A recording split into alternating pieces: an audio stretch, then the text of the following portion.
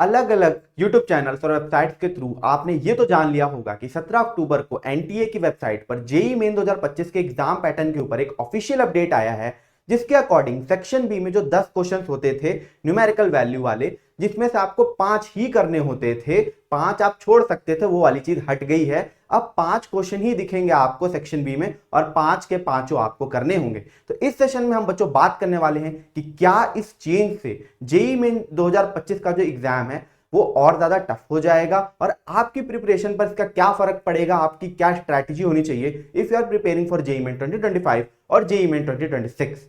तो पहले हम बात कर लेते हैं कि ये जो हो हल्ला हो रहा है पिछले एक दिन से बेसिकली ये है क्या। ठीक है, तो यहां पर पब्लिक नोटिस है, बहुत सारे चैनल्स पे आपने देखा होगा, एजुकेटर ने आपको पढ़ के लाइव आकर बता दिया होगा। ठीक है, यहां पर मैं बहुत ब्रीफ में बता दूं कि जो सेक्शन बी होता था, ठीक है, जेई मेन के एग्जाम का, ठीक है, सेक्शन बी में हमारे 10 क्वेश्चन होते थे मैथ्स के, 10 क्वेश्चन होते थे फिजिक्स के और 10 क्वेश्चन होते थे केमिस्ट्री के। ठीक है, ये होते थे न्यूमेरिकल वैल्यू वाले, मतलब बेसिकली एक न्यूमेरिकल वैल्यू आती थी आंसर। इसका जो होता था वो होता था +4 और -1। ठीक है, अब 10 क्वेश्चन में से सिर्फ हमको 5 ही करने होते थे, मतलब इन 30 क्वेश्चंस में से हम सिर्फ 15 क्वेश्चन अटेम्प्ट करते थे, 15 क्वेश्चन हम छोड़ सकते थे।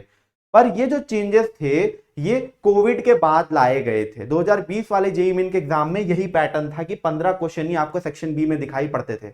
इस चीज को वापस से रिवोक कर लिया गया है, अब 30 क्वेश्चन ना दिख के आपको 15 क्वेश्चन ही दिखेंगे, माने हर सब्जेक्ट में आपको सेक्शन बी में 5 क्वेश्चन ही दिखने वाले हैं। उन पांचों के पांचों को आपको अटेम्प्ट करना पड़ेगा फॉर गेटिंग +20 मार्क्स। ठीक है, गलत करोगे तो -1 वाला भी है। तो अब आगे बात कर लिया जाए कि हुआ क्या है। ठीक है, यहां पे जो मैंने बताया, ये देखो, ये जेईई मेन 2024 का एग्जाम पैटर्न है जो हुआ था इस साल। तो उसमें सेक्शन ए में तो आपको पता है 20 क्वेश्चन आते हैं, +4 -1 वाले एमसीक्यू वाले।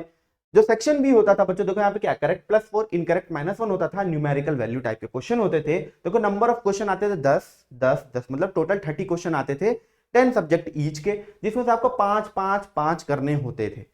ये वाली चीज अब जब नया पैटर्न दिखेगा आपको अलग अलग वेबसाइट्स पर जेईई मेन 2025 का, तो यहाँ पे number of questions in paper यहाँ पर जो है ये हो जाएगा कट के, ये हो जाएगा 5, ये भी हो जाएगा 5 और ये भी हो जाएगा 5 और अटेम्प्टेड भी 5 5 5।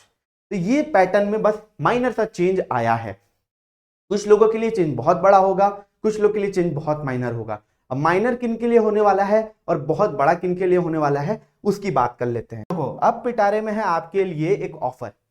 दिवाली आने वाली है बच्चों, ठीक है, दिवाली में मिठाइयां बंटती हैं, खुशियां फैलती हैं, तो अनअकैडमी भी आपके लिए खुशियों की एक छोटी सी भेंट लेकर आया है। आप हमारे प्लस के कोर्सेज ले सकते हो, क्रैश कोर्स भी चल रहा है, प्लस का सब्सक्रिप्शन भी ले सकते हो at a discounted price of 3499। आपको बस क्या करना है, अनअकैडमी के ऐप पर जाना है या वेबसाइट पर जाना है और ये ऑफर अवेल करने के लिए कोड यूज करना है AV99, AV99, तो आपको ये ऑफर मिल जाएगा। ठीक है, तो अगर आप इसके प्रति जाना चाहते हैं तो you can go for it and you can use this particular code. हम बढ़ते हैं, तो देखो basically how does it affect you, तो ये चीज का मतलब क्या प्रो है, क्या फायदा है, क्या नुकसान है, क्या घाटा है, उसकी हम बात कर लेते हैं एक एक करके। तो देखो पहले प्रोज की मैं बात करूं कि बेटर स्प्रेड ऑफ सिलेबस।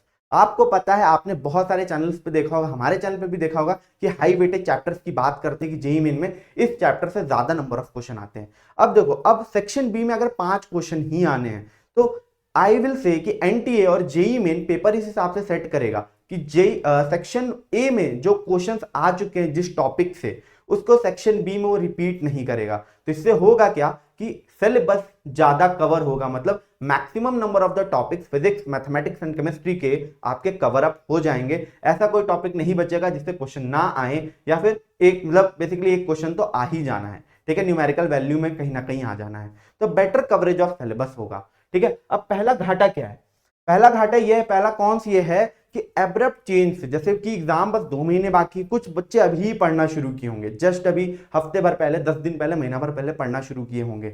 अब इस चेंज से, ठीक है, क्योंकि अब बच्चा पैनिक मूड में भी जा सकता है कि अरे भाई अब कैसे होगा कैसे होगा कैसे होगा। पर आप देखोगे ना, एक बार सीरियसली बैठ के सोचो, मेरी बात सुनो, बाकी लोगों की बात सुनो, तो ये चेंज उतना कुछ बड़ा है नहीं। ठीक है, तैयारी बस आपको अब इस हिसाब से करनी है कि आपका ज्यादातर सिलेबस कवर हो जाए। टाइम कम है मैं जानता हूं, पर आप अभी भी कर सकते हो, कोई दिक्कत की बात नहीं, you can still get a very good percentile. और आपको ये बात भी मान के चलिए कि अगर ये चेंज आपको इफेक्ट कर रहा है तो आप जैसे बहुत सारे बच्चों को भी इफेक्ट कर रहा होगा। तो जो कंपटीशन है बच्चों वो थोड़ा सा little bit on tougher side जाएगा। तो जो कट ऑफ रहती है एनआईटीज की वो हल्की रिड्यूस हो सकती है, इस बार होने के चांसेस हैं। दूसरी प्रोस की बात की जाए कि जो बच्चे 1-2 साल से लगे हुए हैं भाई, उनके लिए तो फायदा है, उनके लिए फायदा है। क्यों? क्योंकि वो तो पूरा सिलेबस कवर कर चुके हैं, उनको सारी चीजें आती हैं। तो उनको जो 5 क्वेश्चन दिखेंगे न्यूमेरिकल वैल्यू वाले सेक्शन बी में, वो तो तुरंत ही अटैक कर देंगे क्योंकि उनको सब कुछ आता होगा। उनको चुनना है ही नहीं, उनको ऑप्शन नहीं चाहिए कि भाई मैं ये कर लूं, ये छोड़ दूं, ये कर लूं, ये छोड़ दूं।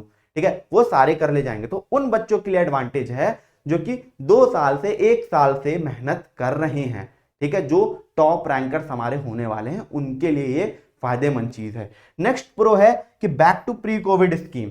प्री कोविड मतलब देखो ऐसा हो रहा है ना कि मैं देख रहा हूं मार्केट में कि कोविड के बाद से जो बच्चे पास आउट हो रहे हैं ना, उनको लोग बड़ा ट्रोल करते हैं कि यार तुम तो कोविड वाले पास आउट बैच के हो।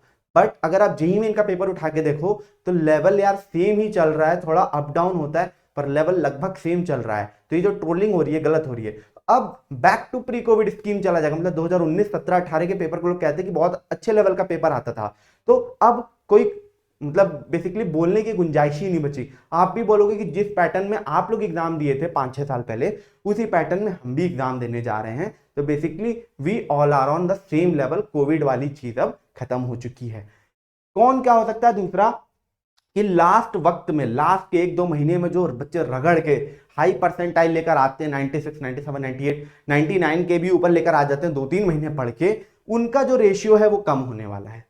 क्यों कम होने वाला है बच्चों? क्योंकि देखो अभी तक 30 क्वेश्चंस मिलते थे आपको, तीनों सब्जेक्ट का मिला के बोलूं तो सेक्शन बी में 15 करने होते थे, 15 छोड़ सकते थे। तो समझ रहे हो, हर एक सब्जेक्ट में 5-5 क्वेश्चन छोड़ रहे हो। तो मतलब कुछ टॉपिक्स जो आपने छुए भी नहीं, उससे क्वेश्चन आया आपने उसको नहीं छुआ, तब भी आपके +4 बनने के चांस थे। अब क्या होने वाला है कि अगर आपने वो चैप्टर नहीं पढ़ा है, बिल्कुल भी नहीं पढ़ा है, तो आप उसके क्वेश्चन को टच ही नहीं कर पाओगे। बट आपके पास ऑप्शन नहीं, उसकी जगह दूसरा कोई क्वेश्चन है नहीं, तो वहां पे 0 बैठ जाएगा। और अगर अटेम्प्ट करके गलत मार्क कर दिया तो -1 बैठ जाएगा। तो जो लास्ट मोमेंट में प्रिपरेशन करके फोड़ने वाले बच्चे हैं, अभी भी होंगे वो, पर अब उनका जो रेशियो है वो कम होने वाला है। ये बात तो आपको भी माननी पड़ेगी। नेक्स्ट जो कौन है कि competition will get more tougher, इसकी तो बात मैंने कर ली कि जो कंपटीशन है वो टफ होने वाला है, क्योंकि अब बोलबाला होगा ज्यादातर आई विल से जो पहले से प्रिपरेशन कर रहे हैं उन बच्चों का। लास्ट मोमेंट पे हिट करने वाले बच्चों का थोड़ा रेशियो डाउन होगा। तो उतना कुछ बड़ा चेंज नहीं है, फायदेमंद उन्हीं के लिए जो पहले से प्रिपरेशन कर रहे थे। तो अगर आप दही 2026 की भी तैयारी कर रहे हो तो भाई देख लो, चेंज हो चुका है पैटर्न। उसी हिसाब से आपको तैयारी करनी है कि क्वेश्चन छोड़ने का आपको ऑप्शन अब नहीं मिलने वाला है। उसी हिसाब से बच्चों तैयारी शुरू कर दो। आपकी क्या राय है इस पर हमें कमेंट सेक्शन में बताओ। आपकी प्रिपरेशन किस लेवल से आप सोच रहे कि अब मैं क्या चेंजेस लाऊं उसमें अकॉर्डिंग टू दिस पैटर्न, वो भी हमें कमेंट सेक्शन में बताइए, हमसे साझा करिए। और बाकी अच्छे से तैयारी करते रहो। All the best.